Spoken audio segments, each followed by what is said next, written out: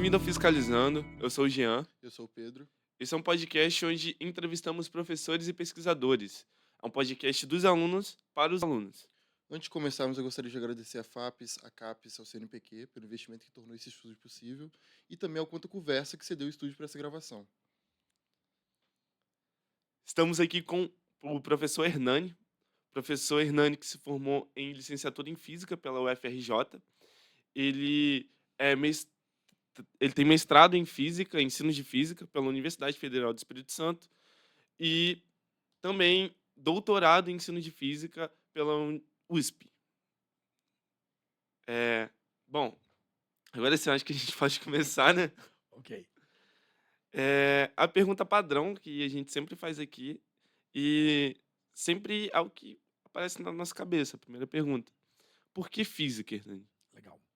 Bom, primeiro, obrigado pelo convite, Jean, Pedro, é um prazer estar aqui no Fiscalizando. Tenho visto esse podcast nascer e crescer, então estou muito feliz com a iniciativa dos alunos de botarem um projeto desse na rua. Muito feliz que o estúdio tenha também condição de atender o projeto de vocês. Olha, eu acho que porque física começa lá atrás. A primeira relação que eu tive com física foi do ponto de vista tecnológico. Eu venho de uma família de músicos. Quando criança, eu era músico.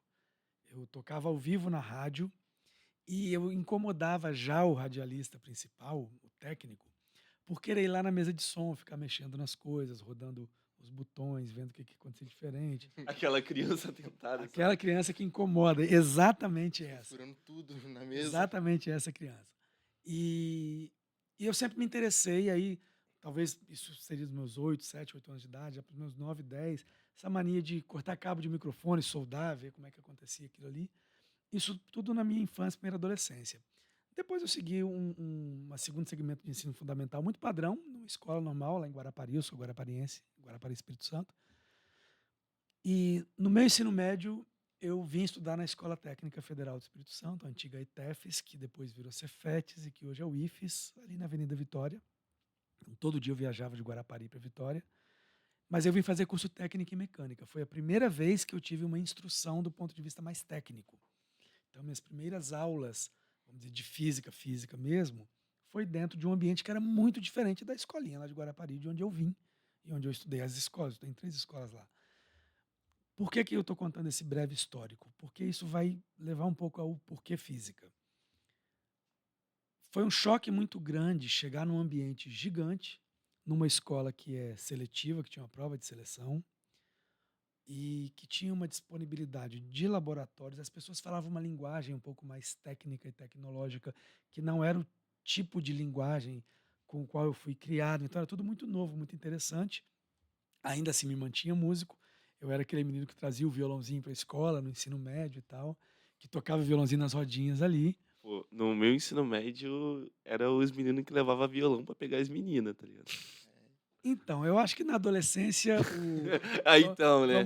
vamos colocar dessa forma, os benefícios sociais de você ser artista, eles acontecem não só nesse sentido, embora também, mas também porque você fica um pouco mais comunicativo, você começa a interagir com mais pessoas. E do nada alguém começa a saber qual é o seu nome sem você nunca ter se apresentado. Eu acho que isso cria um capital social que a música não veio para mim nesse sentido. Quero ser músico para ficar conhecido. Veio muito mais de uma coisa familiar, mas é uma consequência inevitável. E isso é legal. Porém, pensando em ensino médio, ainda no meu primeiro para o segundo ano de ensino médio, eu comecei a dar aula de violão lá em Guarapari, então eu chegava da escola e dava aulinha de violão para alguns amigos, para algumas pessoas, depois para alguns alunos que contratavam a mesma aula. E, ao mesmo tempo, eu tinha alguma facilidade com matemática e com a parte de ciências exatas. Não me considero uma pessoa de altíssima performance que acertava tudo, tinha minhas dificuldades também. Mas eu comecei também a dar aula de reforço de matemática e física para estudantes de 8ª série na época, que hoje quer dizer 9º ano, de escolas lá de Guarapari. Um aluno está com dificuldade em funções, aí ela fazia aula particular. Aluno está com dificuldade em velocidade média. Eu falava, vamos lá, vou fazer aula particular disso. Então, foi meio que natural nos meus 15, 16, 17 anos de idade, aos 17, quando era terceiro ano, isso até se intensificou mais, eu comecei a dar aula para mais pessoas, eh, começar a dar aula daquilo. Quando você está numa escola federal, na época não era como é hoje. Hoje existem diferentes unidades do IFES no Espírito Santo inteiro, inclusive em Guarapari. Na época não, era Vitória só e Colatina. Então, você era o menino que estudava na escola técnica e dava aula de física e matemática lá. Então, as pessoas davam valor, reconheciam o valor nisso. E aí surge para mim a docência, de uma maneira muito nesse sentido de aulinha de reforço.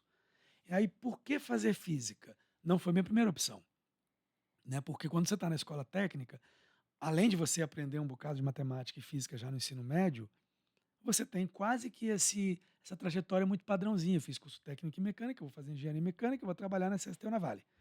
A CST, que hoje se chama ArcelorMittal, são empresas grandes aqui que absorvem muitos engenheiros formados. E aí, naturalmente, eu fiz vestibular para a UFES em engenharia mecânica. E entrei em engenharia mecânica. Só que aí o mundo vira. No ano em que eu entrei em engenharia mecânica aqui na UFES, 98, teve uma grande greve na universidade. Então as aulas não começavam. Uma escola do interior de Guarapari precisava de professor de matemática para dar aula na quinta série, sexta série, sétima série, oitava série. Tinha ninguém lá. Eu conhecia uma pessoa que trabalhava na superintendência de educação, que um belo dia, numa conversa, virou para mim e falou bem assim: "Você dá aula de matemática?" Eu falei: "Dou." Pô, a escola lá em Rio Grande Sim. uma região do interior de Guarapari. A escola de Rio Grande está precisando de pessoa, você não pega nas aulas? Eu falei: "Pega, eu estou de greve." E aí, olha que coisa curiosa. Antes de eu assistir minha primeira aula como aluno da engenharia, ou seja, antes de eu assistir minha primeira aula no ensino superior, eu dei minha primeira aula na educação básica, que foi durante essa greve. E aí eu comecei a dar aula na sala de aula. É um cego num quarto absolutamente escuro, tentando aprender qual é a cor de alguma coisa. Era um não saber absoluto. Eu não sabia como dar aula, não sabia como estar numa sala de aula. Mesmo já tendo dado aula, é muito diferente você sentar com a pessoa do lado e ajudá-la a resolver um problema e explicar que lógica você tem na cabeça para ver se ela absorve ou repete ou faz sentido dessa lógica. E você está numa turma com 40 crianças, extremamente agitadas, né? Tudo da quinta série, sexta série, tendo que ensinar MMC. Eu acho que, tipo assim, até em aula particular, tem uma síndrome que eu acho que é a síndrome do vira-lata, sabe? Quando é um assunto que você, pelo menos comigo, quando é um assunto que eu não vi aqui na faculdade e eu tenho que dar aula, nem que seja de particular ou de Uhum, algum lugar, uhum. eu tenho que dar aula. Toda vez que eu dou aula, eu fico pensando, cara, será que eu devia estar dando aula disso mesmo?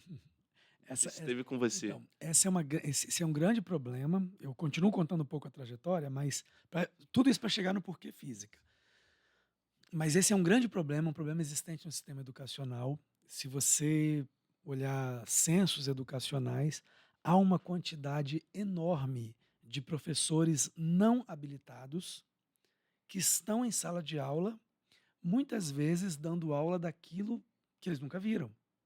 Que eles nunca viram em termos de nível superior. Porque se eles chegaram ao ensino superior, em algum momento na educação básica passaram por aquilo, mas nunca nada diferente daquilo. Isso é um problema? É. Apenas porque a pessoa nunca viu ondas, porque ainda não fez física 2, e está dando a aula de reforço de ondas para alguém que está no segundo ano do ensino médio? Talvez. Mas eu não acho que esse é o maior problema.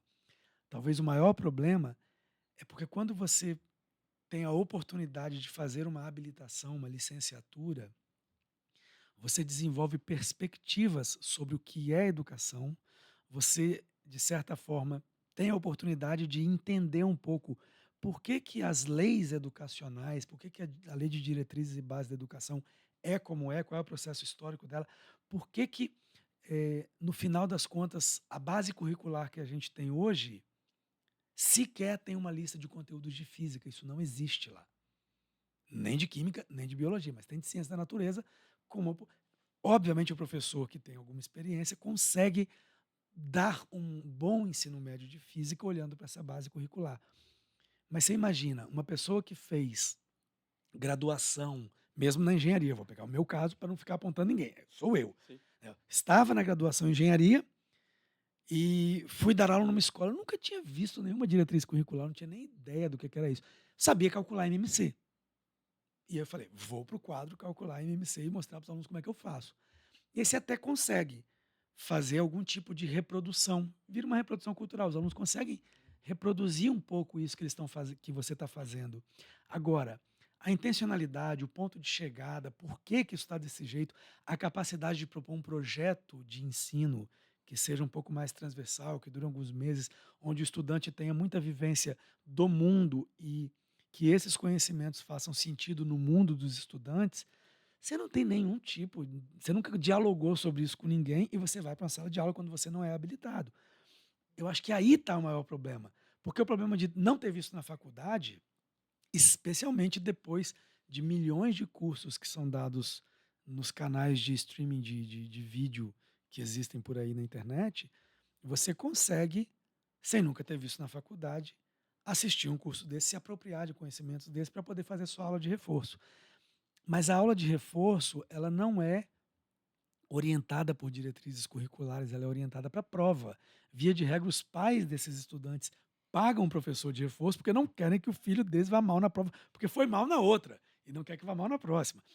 É uma outra lógica que está envolvida. Do ponto de vista do recém-entrado na graduação, como eu era, que ainda nem tinha começado propriamente a graduação, vira um meio de vida, né?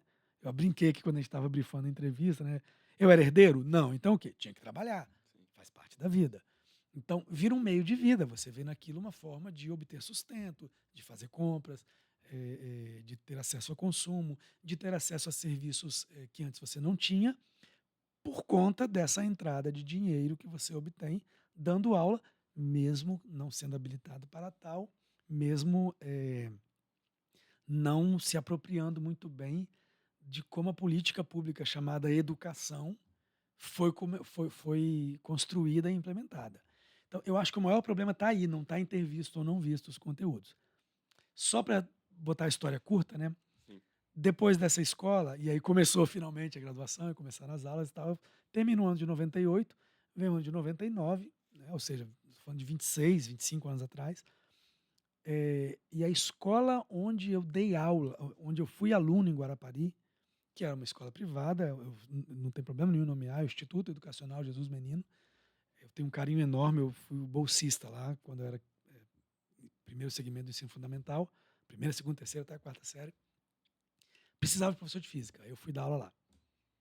E aí, mas veja, agora eu já era aluno do segundo período de engenharia, e fui para uma escola privada dar aula. Uma outra escola precisou, fui também. Aí uma escola em Vitória precisou. E aí uma pessoa me conhecia e me indicou. E aí eu comecei a dar aula também numa escola privada em Vitória. E aí vai o ano de 99 assim, aí vem o ano de 2000, uma outra escola privada, uma outra. E você, de repente, em poucos semestres, você se vê dando muitas aulas por semana, um número grande, 25, 30, 35, às vezes mais de 40 aulas por semana. E você vai fazer engenharia como? Você vai passar em álgebra linear como se você não está dispondo desse tempo para estudar.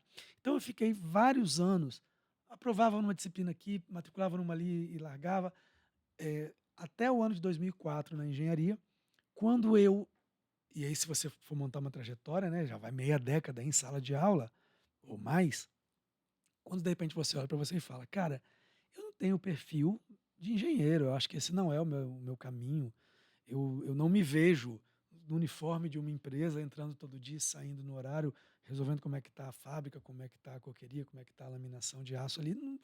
Eu até entendo um pouco como é que isso funciona, porque eu fiz curso técnico, mas eu acho que o ambiente onde eu me sinto um pouco mais capaz, um pouco mais é a sala de aula. E veja que eu não tinha formação na área de ensino, então era tudo por tentativa e erro, mas você vai encontrando os seus acertos. Nas tentativas e erros da sala de aula você encontra os acertos. E aí eu resolvi fazer licenciatura em física. Isso culmina com a implementação de uma política pública muito interessante no estado do Rio de Janeiro, que foi proposta pelo Darcy Ribeiro filósofo, Darcy Ribeiro antropólogo, um grande pensador do Brasil, e que era secretário de Educação quando Brizola foi governador. E o Darcy Ribeiro, só para encurtar, ele fundou a UNB nos anos 60 e fundou a UENF no final dos anos 2000, né, no final dos anos 90. E propôs ainda que o Rio de Janeiro tivesse um consórcio de ensino à distância muito focado nas licenciaturas, porque tinha muita gente em sala de aula sem formação adequada para isso, mas as grandes universidades do Rio, o FRJ, o FF, o ENF, o FRRJ e o ERJ, fizeram esse consórcio e cada uma passou a tomar conta de uma licenciatura. Você acha que era mais fácil de você dar aula numa sala de aula formal an antigamente? Essa é uma pergunta boa, mas e eu já entro nela. É uma pergunta muito boa. A minha resposta é não. Eu acho que hoje a gente tem um ferramental que nos dá mais possibilidades. 25 anos atrás, a coisa era muito assim, de um jeito só. Mas só para dizer que esse consórcio das universidades do Rio de Janeiro fundaram um consórcio de ensino à distância. E eu fui fazer minha licenciatura, saio da UF em 2004, 2005 fui fazer minha licenciatura pela UFRJ, mas no EAD do CEDERJ, que é o nome desse consórcio. E foi um período de formação muito rico, muito bom, muito difícil, porque trabalhando, mas não é totalmente EAD, você tem que ir lá fazer laboratório, tem que fazer prova, tem que blá blá blá. E o porquê física, na verdade, não é porque eu assistia os documentários de física na internet e achava maravilhosos. Eu não tenho essa poética na minha escolha. Foi uma coisa muito pragmática. Comecei a dar aula porque eu precisava me sustentar. E depois falou: nossa, como eu gosto de fazer isso. Então, eu vou tentar agora ter uma formação adequada para isso que eu faço. Por isso eu fui para física. Então, 300 horas depois, acho que eu chego na resposta do porquê física. Indo para a resposta da sua segunda pergunta, se eu acho que era mais fácil dar aula antes do que hoje. Bom, eu não estou em sala de aula de educação básica desde 2016. 2016 foi meu último ano em educação básica. Uma parte grande da minha educação básica não foi em ensino médio e ensino fundamental, embora eu tivesse muitos anos de ensino médio e muitos anos de ensino fundamental. Mas acabou sendo em cursinhos, porque depois você vai encontrando seus acertos na tentativa e erro, e aí você acaba entrando em salas de aula que eventualmente te remuneram melhor. E as salas de aula de cursinho te remuneram bem quando você atende bem o que os alunos esperam. Eu acho, assim, que o cursinho, eh, a bolha de cursinho é uma bolha tão fechada, de você se integrar da aula de cursinho é uma bolha tão fechada, que fica muito difícil de você entrar. É difícil É entrar. muito difícil de entrar. E não só isso, você não tem uma carreira docente como você tem quando passa num concurso para ser professor da SEDU. O que você tem ali é que você é horista, você recebe por hora que você trabalha de aula.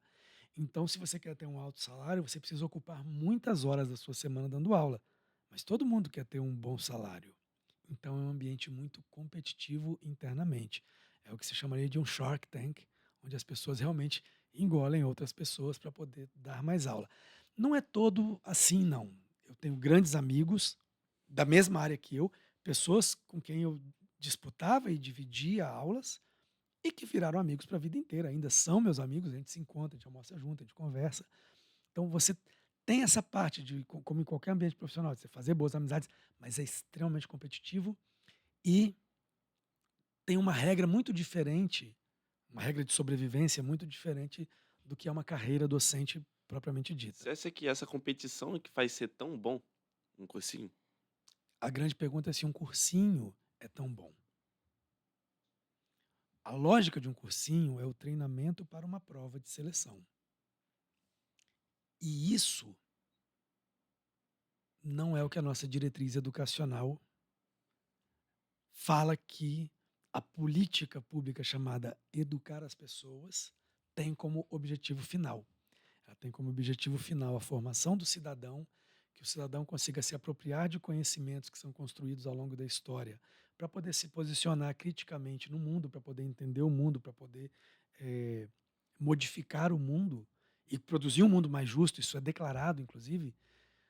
E enquanto dentro de um cursinho, você tem uma lógica que é quanto mais intenso é o treinamento, assim como numa Olimpíada, maior você consegue capacitar algumas das pessoas que topam esse treinamento intenso a terem boa performance numa prova muito específica.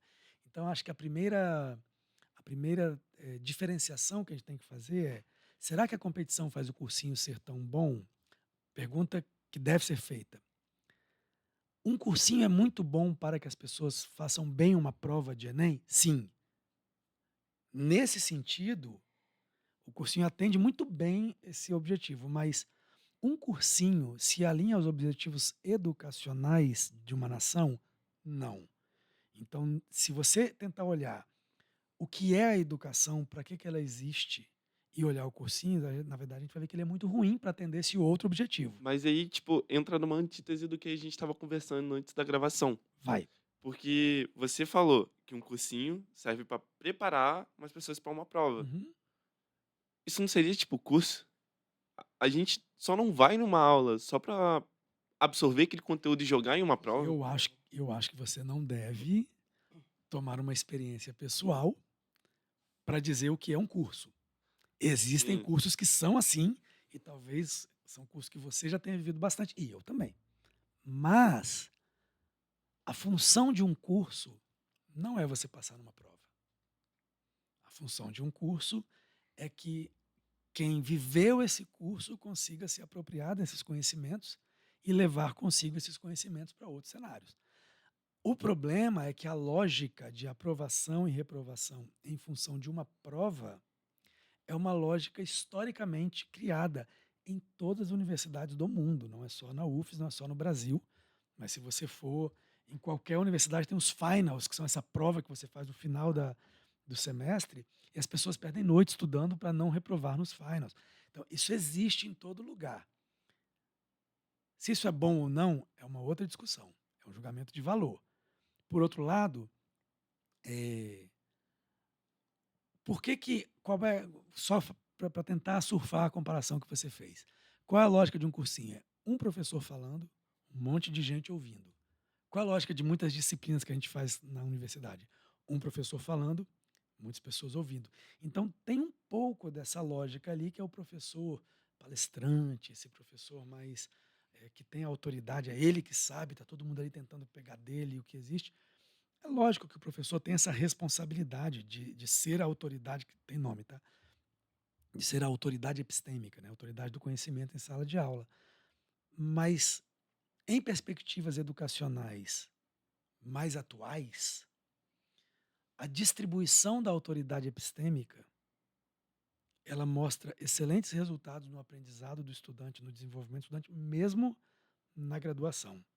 É por isso que, vou dar alguns exemplos. Biologia aqui da UFES, eles têm uma disciplina chamada Projetos Integradores, onde os estudantes têm um pouco da liberdade de trazer os conhecimentos que eles decidem trabalhar. Lógico que tem uma orientação à disciplina, mas para desenvolver o projeto. Você tem em outras universidades diferentes formas de fazer o ensino que não são só uma pessoa falando, o outro ouvindo em uma prova. Então, quando a lógica está em função da prova, a sala de aula se submete a essa lógica.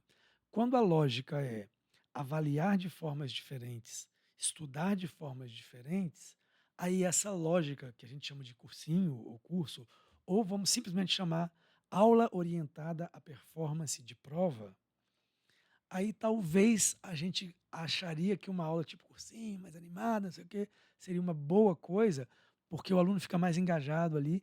Só que também o cursinho representa uma outra etapa de formação, né? Na universidade, além de desenvolver um monte de habilidades específicas, você também desenvolve um pouco de erudição. É quando você pega por conta própria uma obra, um livro de um tema que você está estudando e vai por sua própria decisão, escolher onde você vai se aprofundar naquele tema. E em algum momento da sua graduação, isso deixa de ser orientado por prova. Lógico que quando chega a véspera de prova, ou a semana de prova, você vai, cata os livros, estuda e tal. Mas o que eu estou dizendo é que em algum momento você fala, cara, eu quero aprender um pouco mais disso. Aí você vai na biblioteca, cara, aí você fala, você leu aqui, você fala, cara, que coisa legal isso. Aí você começa a descobrir onde você se identifica na sua formação. E esse não é um estudo orientado por prova, ele não tem a lógica de cursinho, e você vai se matricular numa disciplina optativa disso e não vai ficar só interessado em fazer prova. Em algum momento isso acontece na vida da formação da gente. Eu adoraria que isso acontecesse no primeiro período da universidade, mas às vezes não. Existe, a disciplina de introdução à física tem um pouco de liberdade onde você conseguiria fazer isso. Eu ministrei essa disciplina já. Mas cada docente tem uma visão sobre como o ensino deve acontecer. E tem a liberdade, e é fundamental que tenha essa liberdade de levar para a sala de aula aquilo que ele entende ser o melhor para aquela aula, né? E não é bom que todas as visões sejam iguais, é bom que cada um tenha uma visão diferente mesmo. E eu penso que talvez o que a gente precise ver seja um pouco dessa mudança de lógica avaliativa. A prova, ela tem uma importância, eu acho que ela realmente sintetiza um pouco, é como se espremesse um pouco, o que que sai de caldo aqui? São esses principais temas aqui, se o aluno consegue articular bem isso, talvez ele tenha indícios de que ele aprendeu muito bem o que a gente está tentando discutir aqui. Mas existem outras lógicas avaliativas. E eu estou botando tudo isso, Pedro e Jean, para defender na primeira pergunta que você falou. Então, por causa da competição entre professores, não ficam os melhores professores para ensinar aquilo? Não. Ficam os professores que talvez melhores operam aquela lógica. Não quer dizer que são os melhores professores, né? Porque talvez, se a gente entender a universidade como uma política pública, essa é uma universidade pública, entender a escola como uma política pública, a escola é responsabilidade do Estado. Quando uma escola particular abre, o Estado concede à iniciativa privada o direito de também exercer essa função e cobrar por ela. Mas a responsabilidade é pública da educação. E a grande maioria dos estudantes da educação básica estão na escola pública. Sei lá, tem que ver o último censo aí, mas algo em torno de 80% está na escola pública. Em outras palavras, pensando na política pública, a lógica do cursinho não entra. Então, o melhor professor não é aquele. E a competição entre professores, ela tem consequências do burnout, que é um problema psicológico já muito presente. Ela implica em muitas demissões, às vezes injustas, né? Implica em você subverter, você cada vez mais passa a jogar aquele jogo que você sabe que funciona, em vez de trabalhar orientado a objetivos educacionais. Então, eu não estou na minha fala de maneira nenhuma dizendo que o cursinho é ruim, escola pública é boa. Escola pública é boa para o objetivo que a escola pública tem, o cursinho é bom para o objetivo que ele tem, são coisas diferentes. O mais importante é entender que são coisas diferentes. É isso que eu acho que é algo importante. Voltando assim para sua formação acadêmica, né? Sim, Você podia falar um pouco sobre o seu mestrado, né? falo, Seu claro, tema claro. foi acústica Sim, e você é músico, né? sim. Então, como é que foi essa relação aí? Bom, eu contei no início que desde criança eu tocava ao vivo na rádio, venho de uma família de músicos. Quando eu fui fazer o mestrado em ensino de física, eh, a minha primeira perspectiva era assim: quero misturar física e música. Legal. Mas você chega num mestrado, se você nunca fez pesquisa com ensino de física, se você vem apenas da graduação, como foi a minha graduação, onde eu não fiz nenhum IC, eu não fiz TCC, não havia TCC obrigatório quando eu fiz graduação em física, em licenciatura em física. Então eu não tinha desenvolvido nenhuma pesquisa até então. Aí eu cheguei no mestrado muito cru. E aí tem toda uma história que vai demorar muito para eu contar, mas eu entrei 2 vezes no mestrado. Eu entrei no final de 2012, mas aí a minha esposa tinha ganhado uma bolsa para passar um ano fora do país, um doutorado dela, aí eu entrei, mas não matriculei, aí fui passar um ano fora com ela. Quando eu voltei, que eu quis fazer o mestrado. E nesse meu um ano fora, eu acabei desenvolvendo pesquisa, trabalhando num grupo de pesquisa. Foi minha primeira oportunidade com pesquisa, em ensino de física. Então, quando eu voltei, falei, agora eu tenho um pouco mais de noção de como eu quero fazer o meu mestrado. E foi ali que eu comecei a estruturar o projeto do mestrado. É um mestrado que eu fiz nesse programa em rede da Sociedade Brasileira de Física, chamado Mestrado Nacional Profissional em Ensino de Física. Para fazer esse mestrado, você tem que ser professor de educação básica, eu era, tem que estar atuando em sala de aula, eu estava, tem que desenvolver produtos educacionais, eu desenvolvi, tem que levar para a sala de aula, aplicar esses produtos educacionais que você desenvolve e coletar dos estudantes dados que te façam legitimar essa proposta como uma proposta viável para ensinar física dessa forma. E aí eu também fiz. Então tem um jeitão de fazer esse mestrado profissional, que até o Jean perguntava no nosso brief aqui, que eu estava falando mais ou menos, e aí por conta disso eu desenvolvi um mestrado, os estudantes, a gente tem no Laboratório de Instrumentação para o Ensino de Física aqui da UFES, no LIEF, tem um chinelofone. Já está na segunda versão dele. Sim. Então, a construção do chinelofone foi uma atividade do meu mestrado, que quando eu cheguei no LIE, eu falei, peraí, cara, eu quero fazer um chinelofone aqui também, vou deixar um aqui para os estudantes visitarem. E de vez em quando o pessoal faz música lá no chinelofone. E o Picano. Então, tem o picano, que era o piano com cano, o saxocano, que era o saxofone Saxocano. com... Então, tudo nomes que o Diego, que foi um aluno de instrumentação meu, deu para os instrumentos que ele fez. São nomes um pouco de trocadilhos, assim, super engraçados. E então, de certa forma, um pouco daquilo do meu mestrado, quando eu dou instrumentação 2, eu acabo desenvolvendo com os estudantes. Porque a instrumentação 2 envolve o estudo de ondas, e aí a construção de instrumentos musicais rudimentares é uma das formas de abordar o estudo de ondas. Curiosamente, também no meu mestrado, desenvolvi um besteirolzinho, que é 2 LEDs estroboscópicos com Arduino, para fazer um afinador de corda de violão estroboscópico. Desse tamanhozinho assim, 2 LEDzinhos, muito simples. Existe de uma marca de equipamento de guitarra uma palheta que tem 2 LEDs e que faz isso. Eu não inventei isso. É um afinadorzinho de palheta. Você toca com a palheta, ele pisca o LED, e quando a corda para, quer dizer que ela está vibrando na mesma frequência da frequência do LED. Eu falei, cara, só que custa um pouco caro, sei lá, custa uns R$100 isso. Eu queria desenvolver baratinho com os estudantes da sala de aula. 2 LEDs é mixaria. E as placas de Arduino eu tinha, porque eu tinha adquirido antes. Então eu levei isso para a sala de aula também. Fizemos também análise sônica de espectro sonoro com frequências. Fizemos análise timbral. Timbre é um problemaço. Nos livros de física, até do ensino superior, até na grande referência para essa parte, que é um livro que o Helmholtz tem lá no início dos 1900, final dos 1800, sobre ressonâncias e ondas, talvez seja um dos grandes estudos de timbre que exista.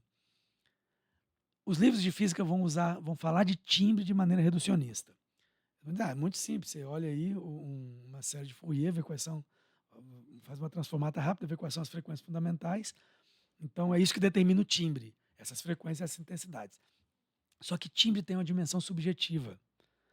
A gente precisa, de alguma forma, concordar em descrever um som para poder falar dele. Então, eu usei um pouco dessa dimensão objetiva, analisando o espectro, e subjetiva, falando, reconhecendo diferentes vozes em sala de aula para discutir timbre. Acho que timbre foi uma das coisas que me interessou muito durante o mestrado. Depois a gente acabou publicando um artigo científico com a estrutura semântica desses conceitos de acústica, está na revista Investigações em Ensino de Ciências. Quem me orientou no mestrado foi o professor José, que é professor aqui do departamento, hoje um grande amigo, e depois a gente publicou esses resultados no artigo científico. Enfim, então isso foi o que eu fiz durante o mestrado, que começou de maneira um pouco inocente a juntar música e física, mas depois de um período de estágio de pesquisa com outros grupos, acabei incorporando um pouco, inclusive do referencial teórico, né, que eu acabei trabalhando com uma teoria que não é a teoria majorante no mestrado profissional em ensino de física, intencionalmente. Foi qual seu referencial teórico? Existe. Aí eu também tenho que contar uma história para isso, mas é uma história longa, então vou tentar contar a história curta. Já falei, ih, lá vem.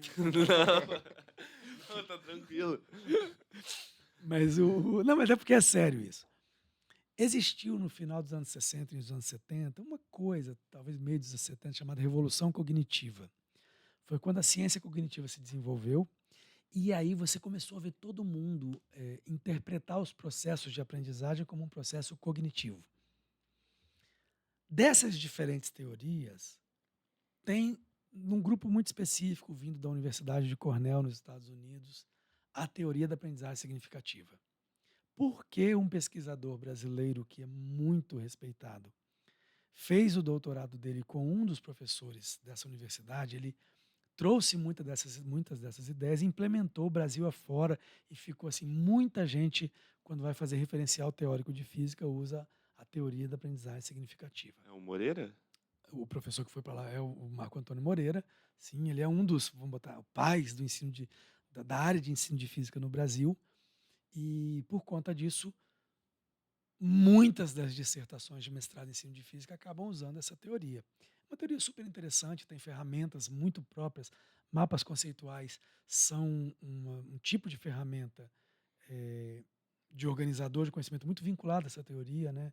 Existe o V epistemológico, que também é uma outra ferramenta muito vinculada a essa teoria. Mas eu acabei indo e interagindo com uma galera de um outro eixo, que é da chamada teoria da mudança conceitual, que também é uma teoria que nasceu nessa época da revolução cognitiva, e ela tem uma treta teórica. Existia um primeiro momento dessa teoria muito influenciado pelo livro do Thomas Kuhn, chamado As Estruturas da Revolução Científica, das Revoluções Científicas, que propunha que na nossa cabeça a gente aprendia, tipo como acontece uma revolução científica. A gente tem alguma ideia que bagunça muito o nosso jeito de pensar, e aí, de repente, o nosso jeito de pensar agora é outro. Ele passou por uma grande mudança. E aí, a gente passa a interpretar o fenômeno nesse novo jeito de pensar, que é incomensurável, só para usar a palavra exata do Thomas Kuhn, com o jeito de pensar de antes. Ou seja, eles são jeitos diferentes de pensar. São, tipo, são parecidos com o contraste de modelos do Poser, Crespo? Tipo, Talvez. que... Talvez. É que o lance do contraste é um pouquinho diferente, mas sim, sim. Mas aí tem uma questão.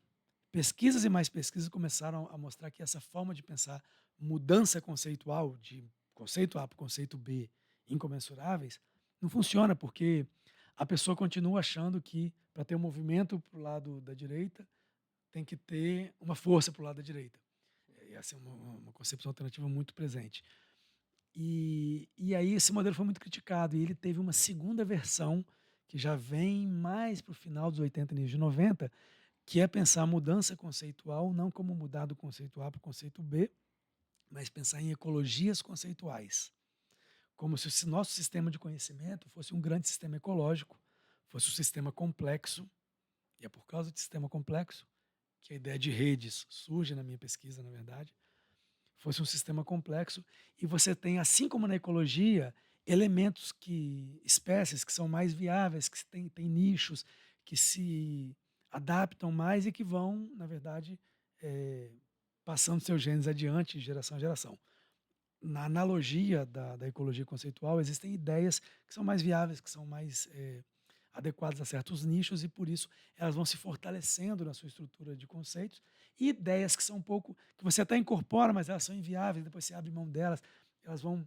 Só que isso não é hierarquizado, não existe uma ideia majorante que tem ideias mais específicas, como a teoria da aprendizagem significativa classicamente propõe. É uma ideia de que essas relações conceituais são como uma rede complexa, onde tudo se conecta a tudo, ora mais forte, ora mais fraco, e que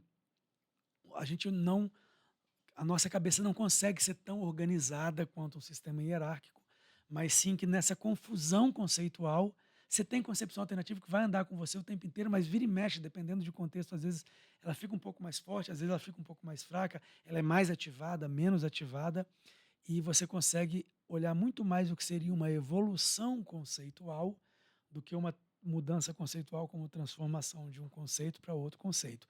Então veja que há duas diferenças grandes da teoria do Moreira.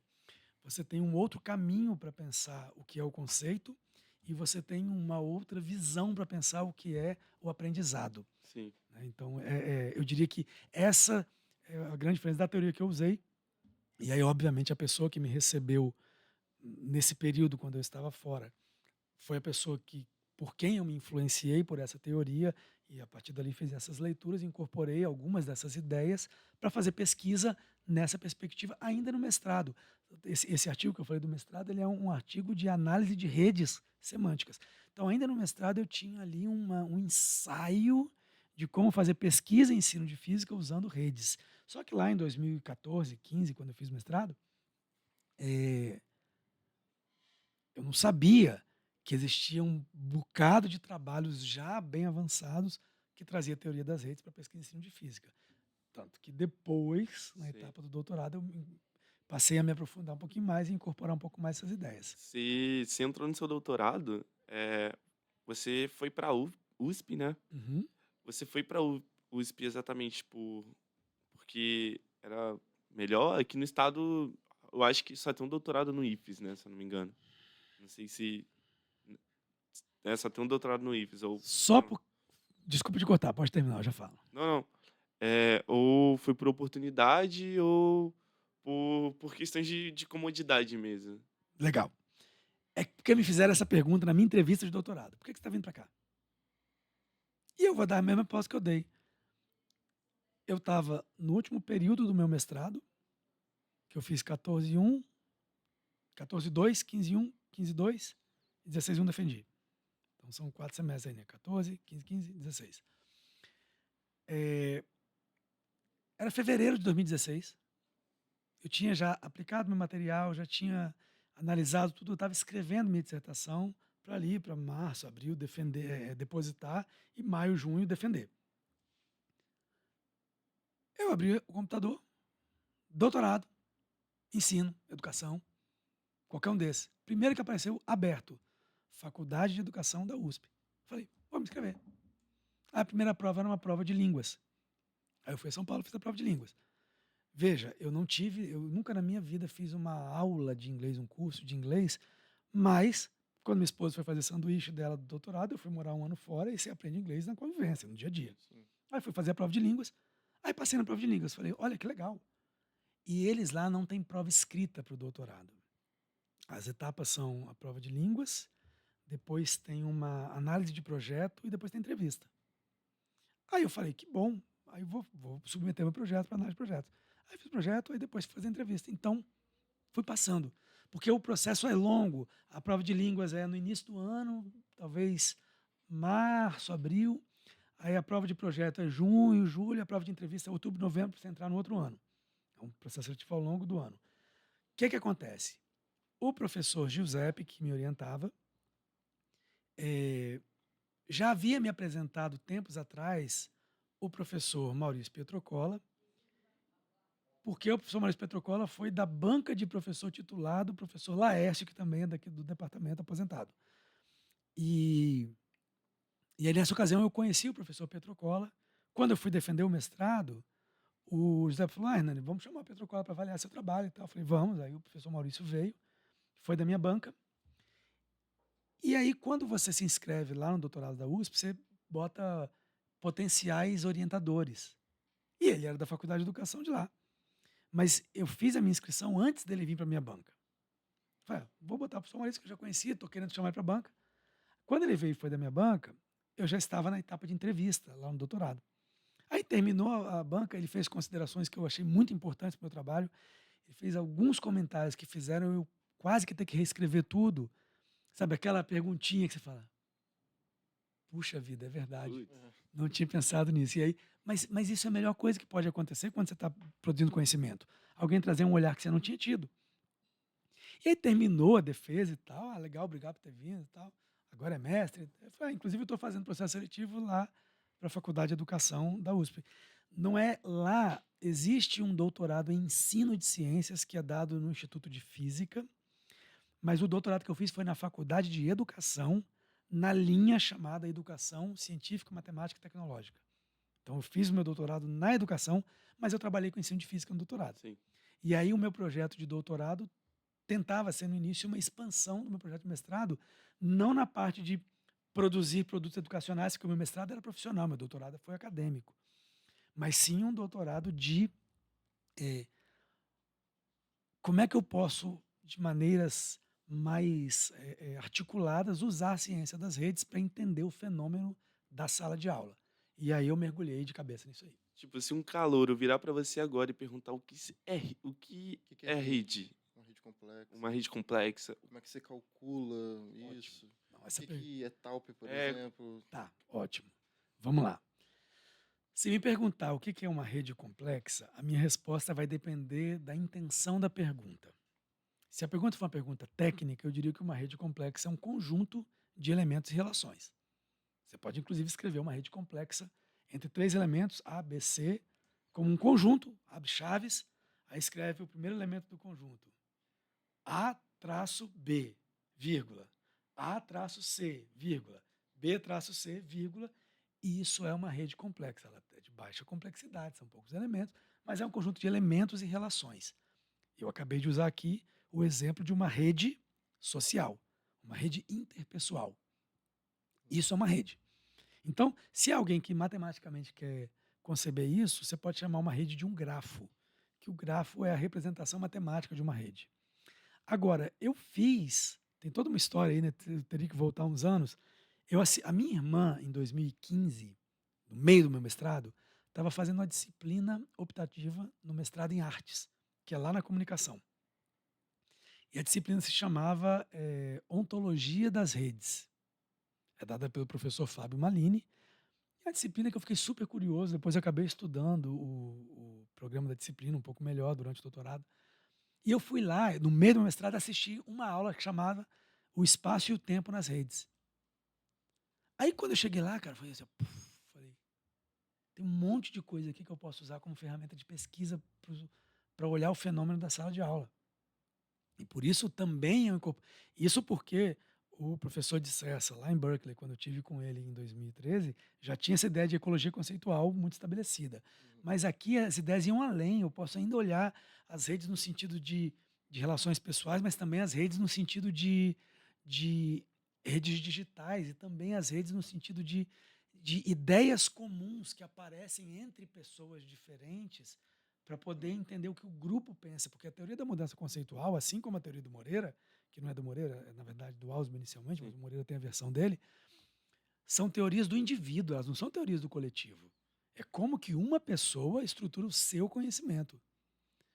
Essa outra é uma mudança enorme, é como um grupo entra em acordo sobre um conhecimento.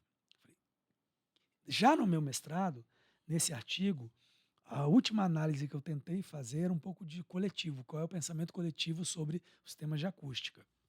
Eu fiz de uma maneira, é uma estratégia que ainda é válida, ainda é legítima, mas quando eu fui exposto a essas outras, falei, cara, dá para fazer muita coisa com isso aqui. E assim eu fui para o doutorado. Então, a pergunta, o que é uma rede? É um conjunto de elementos e relações, ou é um grafo, ou é uma matriz na qual eu tenho Pedro, Jean, Hernani, Pedro, Jean, Hernani. Ela tem 9 espaços e onde eu me relaciono com o Pedro, eu tenho 1. Onde o Jean não se relaciona com o Pedro, tem 0. Onde o Jean se relaciona comigo, tem 1. E onde eu não me relaciono com o Jean, tem 0. Como se fosse uma tabela verdade. Ou, neste caso, eu meio que acabei de falar aqui rapidamente um caso de matriz direcionada. Eu falei, o Jean se relaciona comigo e eu não me relaciono com o Jean. Então, visualmente, a gente poderia pensar em 3 pontinhos e uma seta de Jean para mim sem uma seta de mim para o Jean. Ou se isso aqui é mútuo, uma seta de mim para você e de você para mim. Isso é chamado, o nome técnico é uma matriz de adjacências. Uma matriz de adjacências também é uma rede. Então, existem várias representações de uma rede. Uma figura que tem bolinhos e tracinhos ligando essas bolinhas também é uma rede. E isso, mais uma vez, isso surge na matemática, nos anos de 1700 e pouco, com o Euler, o mesmo Euler, do número de Euler e de tudo mais, fazendo uma tentativa de olhar em, acho que Königsburg, o nome da cidade dele, que havia uma ilha, 2 rios passavam assim, um rio que depois passava para os 2 lados da ilha, e tinha 7 pontes que ligavam diferentes regiões da cidade a essa ilha. Sim. E o problema das pontes de Königsburg é o problema que faz nascer para Euler a noção de grafo, que depois é toda a matemática por trás do que a gente chama de rede, porque rede acaba sendo polissêmico, a gente usa rede para muitas coisas, até para interpretar.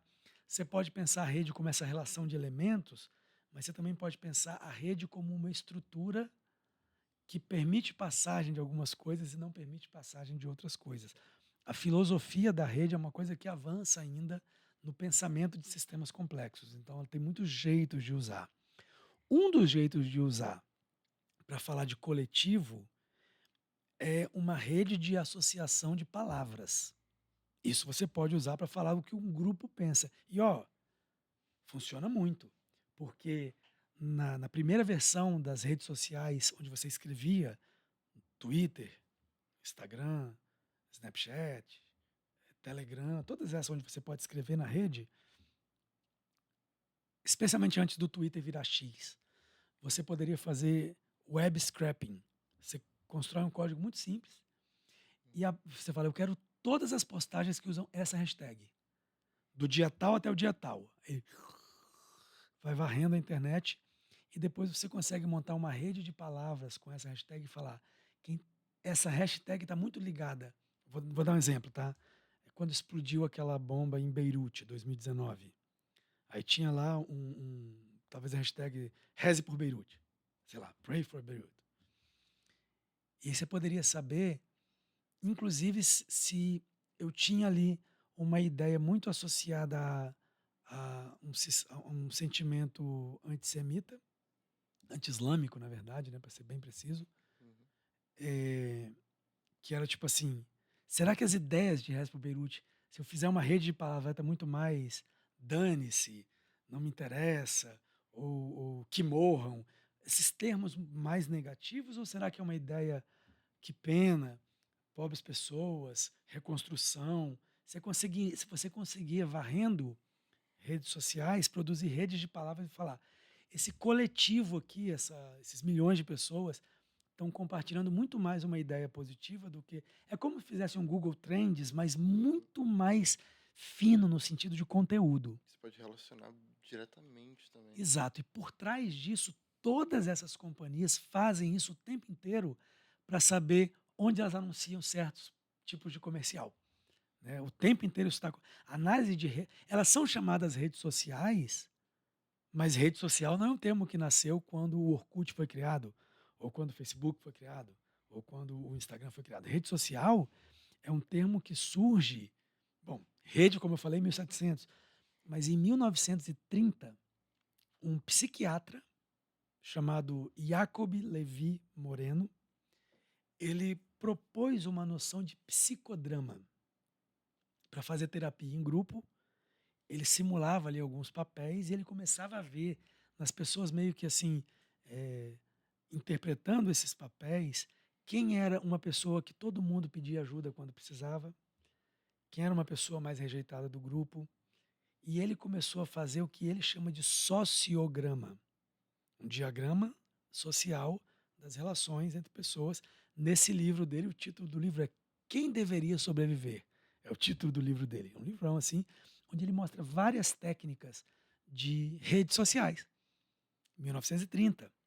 Depois, dos anos 70 para frente, outros pesquisadores começaram a usar redes sociais para fazer diversos tipos de pesquisas diferentes. Só nos anos 2000 para frente que isso virou uma coisa digital, isso não era digital antes.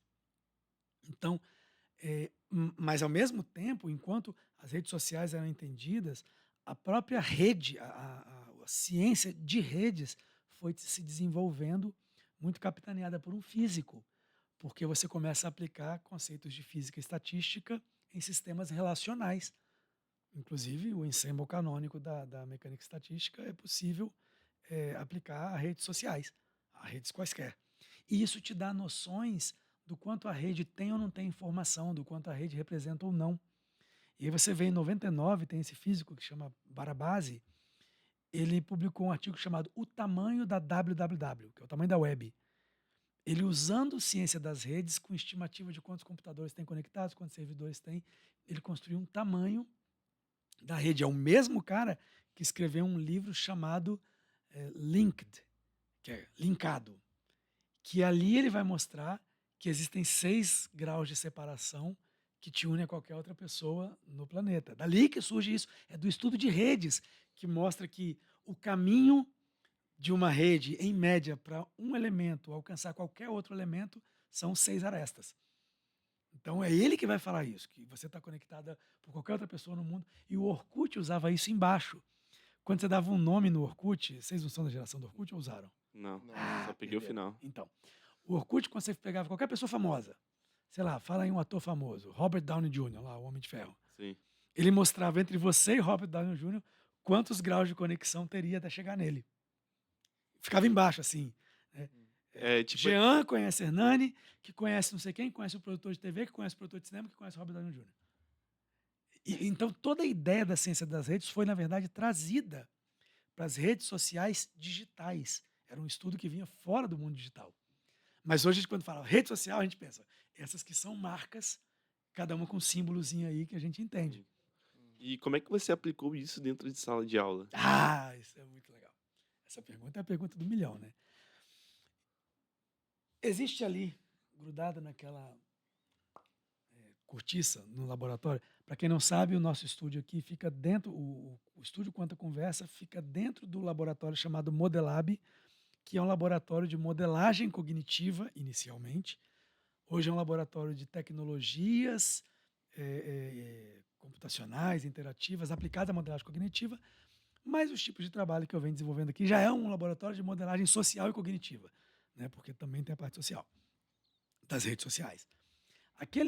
Tem um paper colado ali no grampo, que é uma revisão do Jesper Brum. O Jesper Brum é um professor de Copenhague, que publicou em 2016 um trabalho mostrando diferentes formas de usar a ciência das redes para investigar a sala de aula.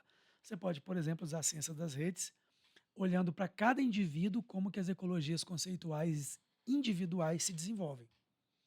Para isso você pode, por exemplo, dar diferentes palavras e o estudante conecta essas palavras, depois você analisa isso como rede. Você pode dar diferentes pequenas frases e o estudante conecta isso, depois você analisa inclusive quais são as arestas válidas e quais são as arestas que a ciência não entende como válida. Um exemplo muito simples, a gente sabe que em acústica a altura do som tem a ver com a frequência do som e não com a intensidade. Então você tem lá uma caixinha escrito altura, uma caixinha escrito frequência e uma caixinha escrito som forte e som fraco. Se um aluno conecta a altura a som forte, essa é uma relação que não é válida do ponto de vista da física. Mas se ele conecta a altura à frequência, ou ainda a gente pode fazer isso semi-causal, né, semi-relativo. Maior altura, menor altura. Maior frequência, menor frequência. Maior intensidade, menor intensidade. Se ele relaciona maior altura a maior intensidade, não é válido, porque o sentido de altura, e isso é fundamental quando a gente aprende conceitos, as palavras ganham sentidos muito específicos nesses contextos muito específicos.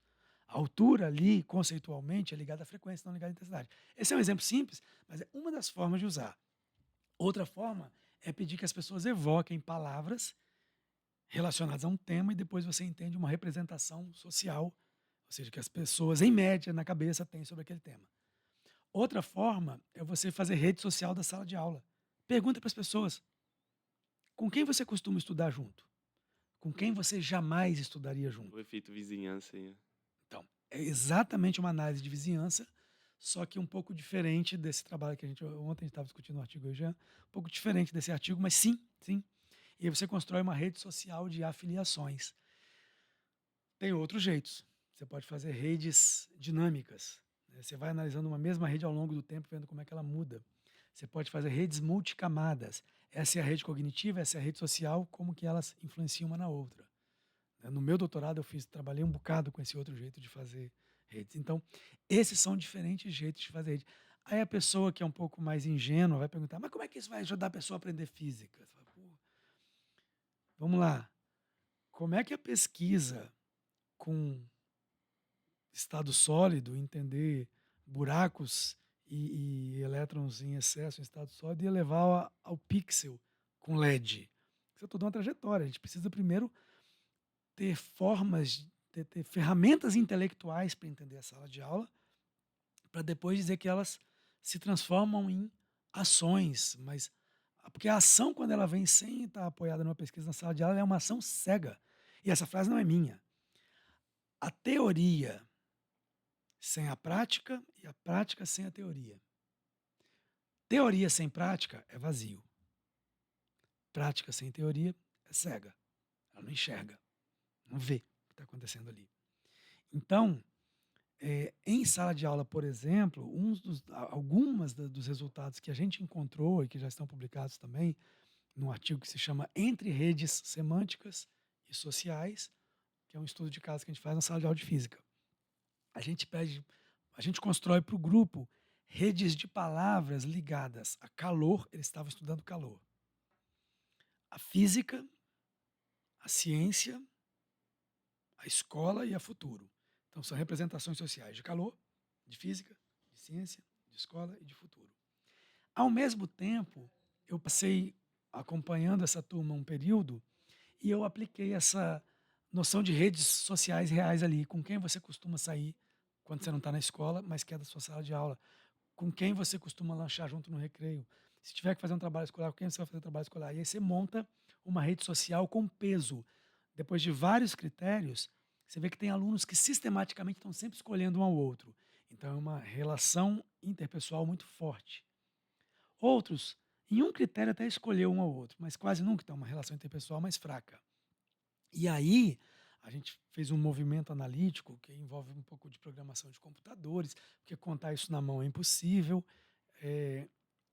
para fazer a seguinte avaliação. Tá, agora a pergunta é: será que os estudantes mais relacionados, porque isso é um número, né? O peso da minha ligação com você na ciência das redes, a gente chama de peso da aresta. Isso é um valor numérico. Será que esse peso da aresta tem relação com o número de palavras que eu escolho igual a você escolhe sobre ciência, sobre calor, sobre física, sobre escola, sobre futuro? E o resultado foi super interessante, porque a gente mostra que a relação interpessoal da sala de aula de física, ela está muito ligada às concordâncias, aos consensos que a gente tem sobre calor. Um pouco menos ligada aos consensos, ou seja, escolha das mesmas palavras, sobre física. Um pouco menos ligado à ciência, um pouco menos à escola, um pouco menos ao futuro. E isso, na verdade, é um dado que mostra o seguinte: quanto mais uma pessoa está colada à outra, mais essa relação pessoal produz consensos para temas dentro da escola. Mas não produz tanto consenso para temas fora da escola. E aí todo mundo costuma dizer: é importante que os estudantes, que a sala de aula é um ambiente social, que os estudantes consigam trabalhar juntos e tal, mas é que esses dados mostram que esse trabalhar junto, esse botar os estudantes para interagirem, é motor de consenso para temas da física. Eles entram mais em acordo sobre temas da física quando eles são mais afiliados. E veja que as afiliações são: sai junto fora da escola, lancha junto no recreio, torce para o mesmo time de futebol. Tem um monte de critérios sociométricos que a gente usa para fazer essa rede. Mas, assim, em contrapartida também tem. Se você se relacionar com um aluno que tem baixo rendimento escolar, você também teria um baixo rendimento escolar? Essa pergunta é muito boa. A gente não usou para esse estudo avaliação de performance escolar. Primeiro que a avaliação da performance escolar é problemática, porque desde o começo a gente está falando que reduzir o ensino à prova é um problema, e a lógica da escola é muito prova, então a gente, na verdade, estaria muito avaliando performance em prova e não performance escolar. Muito menos performance intelectual. Aí ele me quebrou. É um podcast, gente. Então, esse é um problema. Por isso a gente não quis fazer desse jeito. Mas você não está totalmente errado. Nicholas Christakis é o nome de um pesquisador da medicina, que também estuda a ciência das redes, e publicou, em 2007, eu acho, na New England Journal of Medicine, que é uma das principais revistas de medicina do mundo, uma análise de redes sociais, usando vários hábitos diferentes das pessoas, e ele mostrou que a obesidade é epidêmica. Se você está mais ligado a pessoas que são obesas, você tem muito mais chance de ser obeso. Se você está mais ligado a pessoas que são saradas, você tem muito mais chance de ser sarado.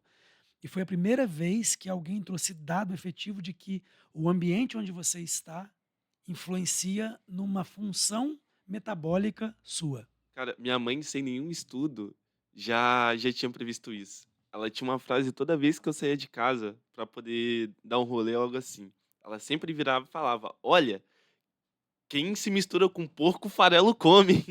É um pouco disso, né? Lógico que isso tem uma conotação pejorativa e obesidade não é um defeito, é uma característica, é uma função metabólica.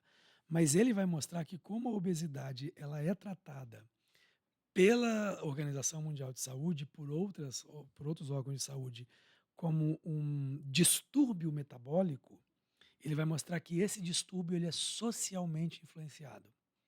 Porque a gente acha muito que é do hábito da pessoa, né? Eu como mais, ou então eu tenho alguma questão realmente psíquica, que eu sou muito ansioso, eu desconto essa ansiedade na comida, e por aí vai.